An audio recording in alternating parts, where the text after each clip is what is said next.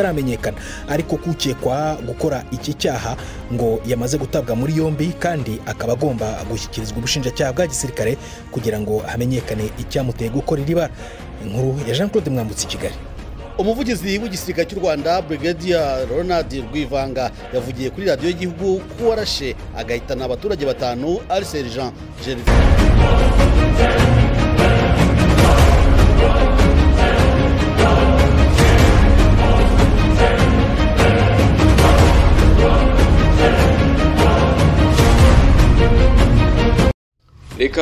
Reka tubifurize ibihe byiza abakunzi babiza TV Rwanda mwese aho muri aka kanya. Nyamasheke rero umusirikare yarashe abaturage bakuri batanu mu cyico bose bahita bamwe bitaba Imana. Ikindi nakubwira nuko uyu musirikare kandi yamaze gutabwa muri yombi na RDF, akaba yamaze kuba yashyikirizwa mu maboko atareye.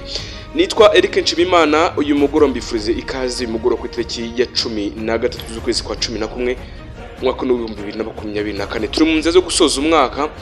Urasabwa kugira ngo ugire byinshi ukora by'iterambere ryawe, ugire byinshi ushira imbere kugira ngo urebe niba plan zawe washize ku murongo, urebe ko uri kuzisoza. Nibikunda komeza ukore subscribe, ukoresha ku biganiro tukugezaho bya buri munsi, y'abamakuru atandukanye, ibyegeranyo bitandukanye, amakuru y'ubuzima, amakuru ya politike, amakuru y'imikino n'imyidagaduro, byose nahandi bikura atari kuri Biza TV Rwanda. Wewe komeza ukore subscribe, ukoresha maze ibiganiro byacu tukugezaho bya buri munsi. Uri mu Rwanda, uri mu Burundi, uri muri Tanzania, uri muri Repubulika ya Demokarasi ya Kongo, uri Sudani, nawe kandi uri wikota Masimbi, nkwaye ikaze muryango mugari wa Bizaza TV Rwanda. Uwo rero abaturage bavuga ko ari umusirikare wo mu ngabo z'u Rwanda RDF, mu ijoro ryakeye yarashe mu kabari abantu batanu bo mu karere ka Nyamasheke, arabica bose bitaba Imana. Byabereye rero mu isantre y'ubucuruzi ya Rubyiruko iherereye mu mudugudu wa Kageyo, akagari ka Rushyarara mu murenge wa Karimbi, mu masaha ya saa 7 z'ijoro. Umuturage rero witwa Mandela yabwiye ikinyamakuru nka bwiza.com ko mu barashwe harimo bakuru be bagera kuri 2. Sindayiga kandi Fani nawe Yasenga Nanseka Abaya Ezira bombi bari ibubase, bari bafite imiryango itandukanye. Amakuru rero agera kuri ibitangazamakuru bitandukanye avuga ko mbere yuko ari uriya musirikare rasa bariya abantu, nyirakabari barimo yabanje kumugurira apeti mitsingi zigera kuri 2, atumaze undi amusaba kumwishyura. Amaze kumwako musaba kumwishyura rero niho urugamba rwaje gutangira.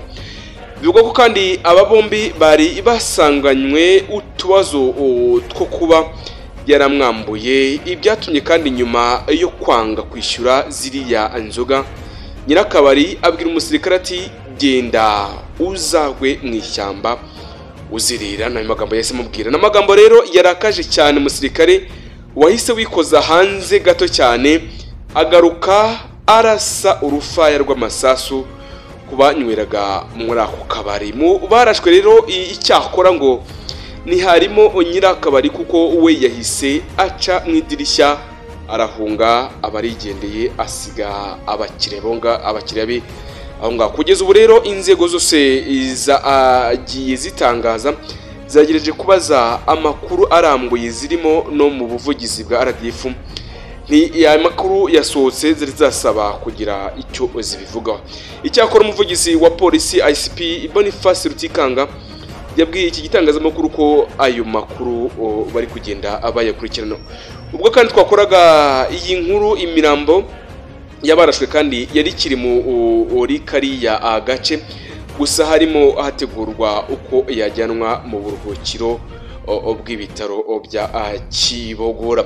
Gusa aka kanya rero si cyo nje kubabwira, ahubwo nje kubabwira inkuru ko uyu umusirikare yamaze gutabwa muri yombi, yamaze kuba yajya mu maboko ataraye. Rero uti byagenze gute kugira ngo uyu musirikare abe kandi yatabwa muri yombi nuko igisirikare cy'u Rwanda cyatangaje ko cyataye muri yombi umusirikare wo muri ingabo zacyo warasiye mu cyico abantu bagera kuri 5 bo mu karere ka Nyamasheke.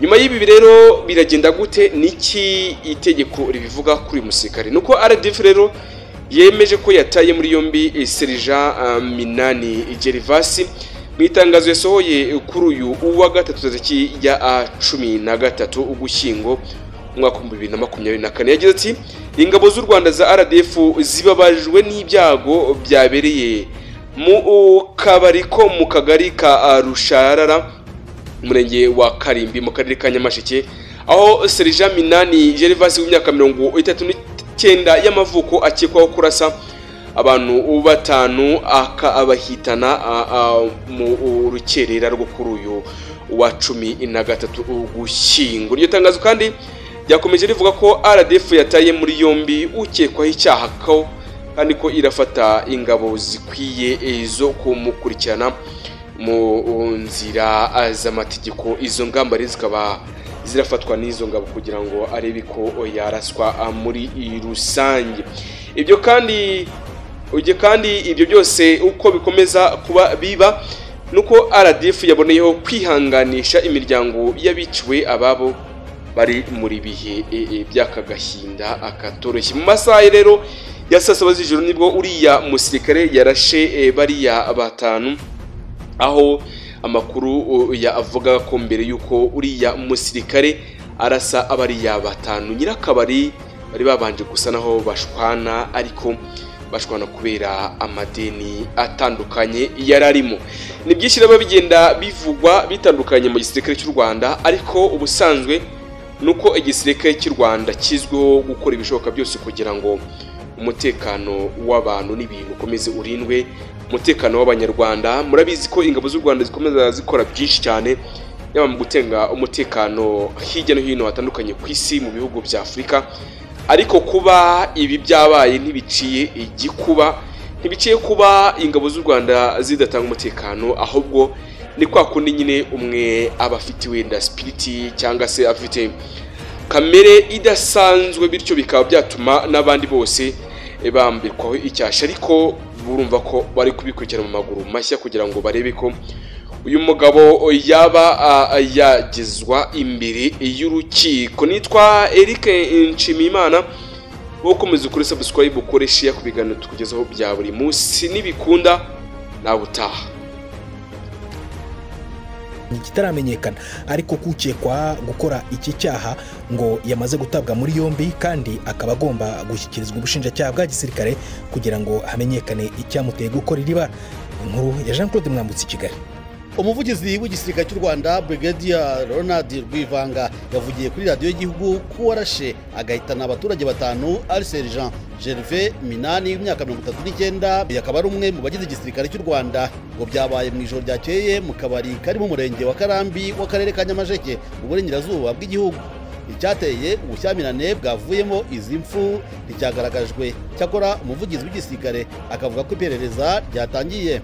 Uretse 5 bishwe ngo nta wundi muturage wakomeretse cyangwa se ngo habe hari ibindi byangijwe. Kuri ubu ngo warashe yamaze gutabwa muri yombi. Ronald Rwivanga akavuga ikigiye gukurikira. RDF yari bukurikirane ifata ingamba zikwiye zo kumukurikirana mu nzira z'amategeko, akajya mu nkiko za gisirikare akanabazwa n'ibyo yakoze. Nk'uko investigation zose zikorwa, birasaba ko tujya mu mizi y'ikibazo tukamenya icyabimuteye. Kugeza ubu biracyagoye gusobanukirwa ibyabaye kuko amakuru avuga ko hari hagati ya saa 7 na saa 9 z'urukerera abantu benshi baryamye. Umuturage utuye hafi aho ariko utashatse ko tuvuga umwirondoro we yavuze ko nyirakabari yabuze bimaze kuba, ndetse n'abantu bake bari basigaye mu kabari muri aya masaha akuze akaba aribo barashwe. Gusa uyu ngo yumvise abantu basa n'abatonganira muri aka kabari, hakurikiraho urusaku rw'amasasu, cyakora ngo ntiyatinyutse gusohoka ngo ajye kureba ibyabaye. Umuvugizi w'ingabo z'u Rwanda yavuze ko igisirikare cyihanganisha ababuza babo kandi ko gisaba abatuye aka gace kudakuka umutima kuko uwakoze ibi yari wenyine kandi akaba yamaze gutabwa muri yombi. Jean Claude Mwambutsa, BBC Gahuzamiryango, i Kigali.